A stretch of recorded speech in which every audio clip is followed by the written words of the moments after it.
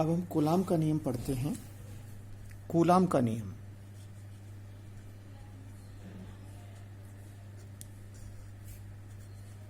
बड़ा महत्वपूर्ण नियम है। स्थिर विद्युतकी में दो बिंदु आवेशों के मध्य बल का परिमाण और उसकी दिशा ज्ञात करने के लिए कूलाम का नियम उपयोग में लिया जाता है।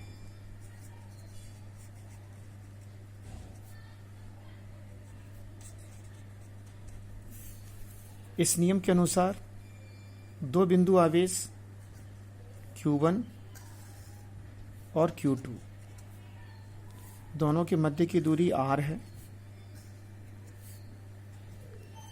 इनके मध्य लगने वाला आकर्षण या प्रतिकर्षण बल F का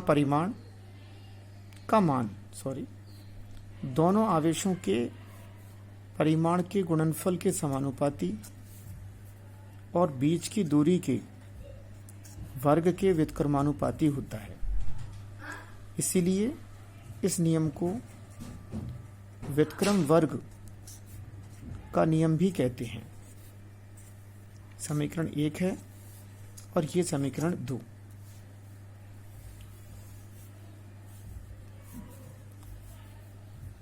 तथा दोनों आवेशों के मध्य लगने वाले बल की दिशा दोनों आवेशों को मिलाने वाली रेखा के अनुदिश होती है।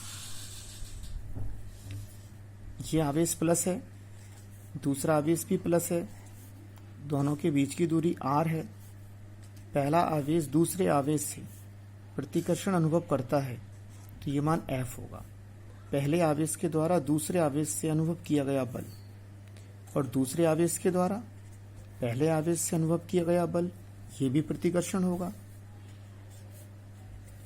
दोनों की प्रकृति अगर समान है तो दोनों तरफ प्रतिकर्षण होगा, और दोनों की प्रकृति अगर भिन्न भिन्न है, एक की पॉजिटिव और एक की नेगेटिव है, दोनों के बीच की दूरी r है, तो पहला आवेश दूसरे आवेश से आकर्षण बल महसूस करेगा F12, और दूसरा आवेश पहले आवेश से आकर्षण बल महसूस करेगा तो F21 वेक्टर।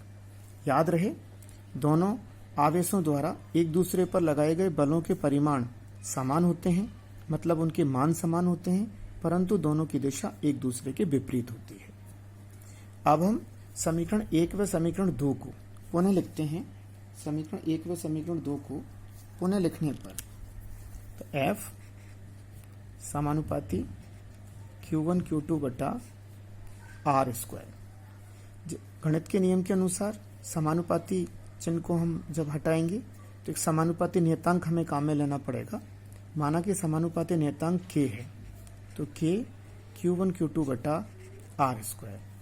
K का जो मान होता है वो निर्वात के लिए 1/4 पाई एप्सिलॉन नॉट होता है, और इसका गणितीय मान होता है 9 × 10⁹, और मात्रक हो जाएगा K का newton metre square upon coulomb और स्क्वायर। K का मान होगा F और R स्क्वायर मल्टीप्लाई हो जाएंगे और Q1 Q2 से भाग लग जाएगा तो newton metre square upon coulomb square. निर्वात के लिए आप इस सूत्र को इस प्रकार से याद करें, F0 बराबर 1/4 pi epsilon not Q1 Q2 बटा R स्क्वायर। ये हो जाएगा आपका समीकरण नंबर 3, और ये समीकरण नंबर आपका 1 और वो 2, ठीक है। और माध्यम के लिए आप इस प्रकार से याद करें 1/4 पाई एप्सिलॉन Q1 Q2 बटा R स्क्वायर, समीकरण नंबर 4। दोनों ही बड़े इंपॉर्टेंट सूत्र हैं और दोनों ही बड़े काम के हैं। दो आवेशों के बीच